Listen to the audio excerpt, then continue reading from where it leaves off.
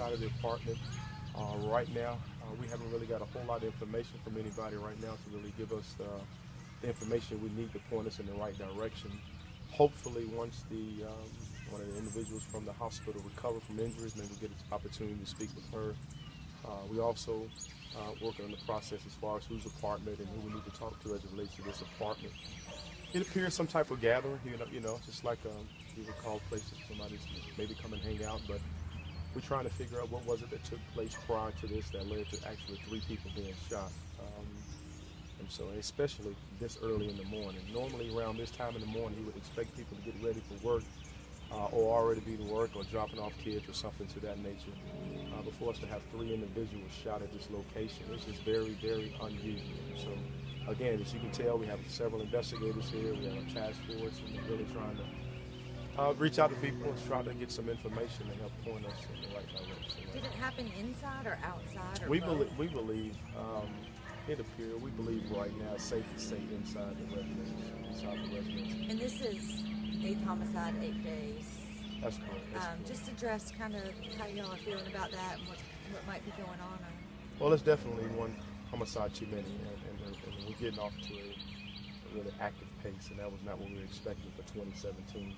We really got us to the drawing board, really asking the questions about what actually is taking place now. What do we need to do as an agency? We really are being as creative as possible. We put more boots on the ground. All the chain of command we're discussing things with our officers. We need everybody in the community to rally up. We need every organization. We need informal leaders in the neighborhood. If you see something, let us know something. If you see some confrontation taking place, try to intervene. Let's just try to really look out for each other, because a lot of this is totally unnecessary. Councilwoman Sheila Tyson was here a moment ago. She had said that this is an area that was known for drug use. Is that true? And if so, is that a possible motivation for what happened? Well, before I canvass a whole community and a whole apartment complex, before I make those comments, there is information out there that talks about maybe this was drug in the area, or this is a place for people to do drugs, all those kind of things. But until I can see some actual reports that can validate that, before I call somebody's neighborhood or community or apartment complex a drug place, I need to see some information to help me validate that. So until I can see otherwise, but those are all things that as investigators we'll look into it. We'll talk to more neighbors. We'll see, and the reality is, people are going to tell you the truth and tell you what's going on, because I'm sure a lot of people are getting tired of what's going on. Too many homicides, people hurting each other. So before the day is out, hopefully we'll have a clear picture. Maybe we'll lay it up. Which apartment is it? F1, or would you know the apartment? I have to look at it in a second. I'll give it to you. It's a ground floor apartment. It is a ground floor apartment. You know the condition of the other two? I do. We do know that one of the victims is life-threatening, serious injury to the head area. Another victim is.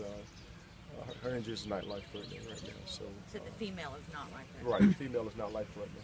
But it's not looking, the male that left here looks very, very serious. And so let's just see how this day go out, and whether or not how he hopefully he'll pull through.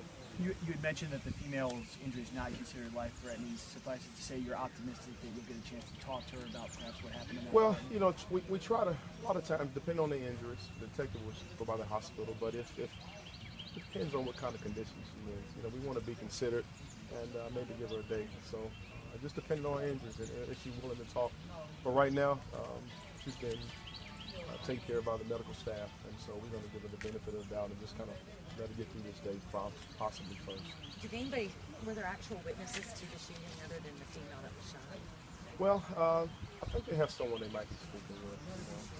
Don't want to reveal too much, and hopefully later on this afternoon I'll be able to give you a little bit more to kind of behind the scenes as it relates to this situation here. 8:39 in the morning, get 3 people shot. That's not the norm. That's not the norm. Before 9 o'clock in the morning. So the reality is, one of the things that you can put together here is people, places, and behavior. If you're hanging out with people that participate in activities that's going to jeopardize their life, if behaviors and just in places, so if you look at those three really play a part in every homicide: people, places, and behaviors. And so we're going to look at those things and see and kind of go from there. The apartment where this happened, did one or more of the victims live there? Not sure, not sure. It appears one of those apartments where maybe people hang out, and so we need to get to the bottom of it, see whose apartment it belongs to, see who's on the lease, maybe talk to maybe the owners here and just see. And so that's all a part of the investigation this morning, to tell us who actually lives in this apartment. So yeah, that's a good question. Did anyone that you had mentioned that was in the morning, a good chance maybe some people were in these other apartments, did they hear or see anything? Well, those are the questions. Yeah, those are the questions our investigators are asking. Yeah, and those who have heard, seen something, they'll talk to us. So, but again, because people want to do the right thing, they want to protect their community and make sure they got a safe place to live. And so, but I'm sure this caught a lot of people off guard. It's 8:30, 8 something in the morning to hear 3 people being shot in your apartment complex is not the norm. So. Any information you can give the public about the type of suspect in this case? We don't know. We can say they're familiar with the shooter. The shooter knows them. But we don't know what took place this early in the morning that led someone to come here and do that, or was it somebody that was already gathered with them, So hopefully we can get to the bottom of that and see, was it somebody that came to visit, or was it somebody in the group? So we need to get to that now.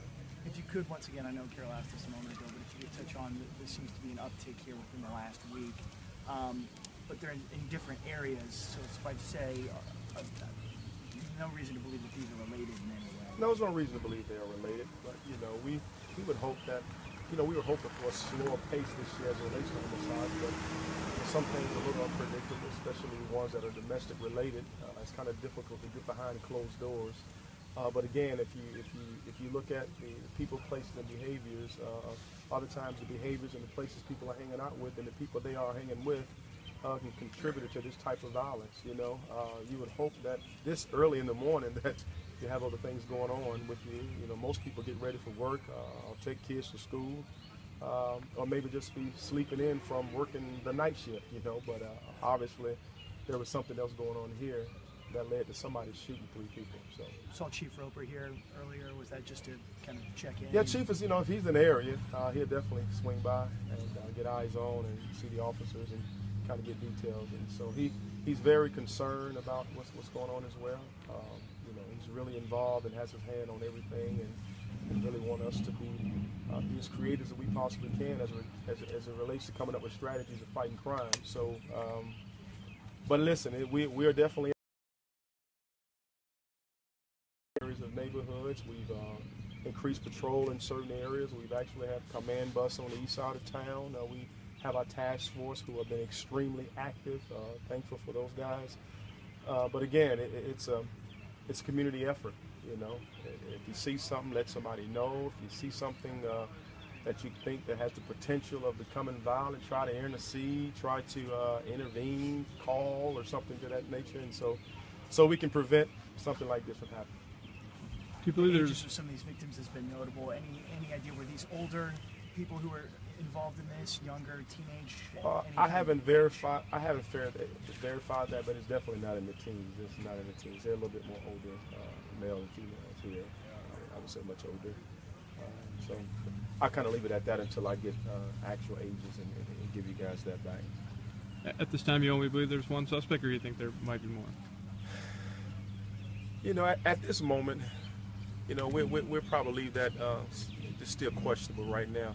We don't have anybody giving us the exact information that we need, but hopefully we can get with the victim, or hopefully somebody in this area speak with us and give us a little bit more information. So hopefully by the end of this afternoon we'll have a little bit more detail to let us know whether it was a person or maybe more than one person. All right. What was that apartment? See, I think you asked me. I did.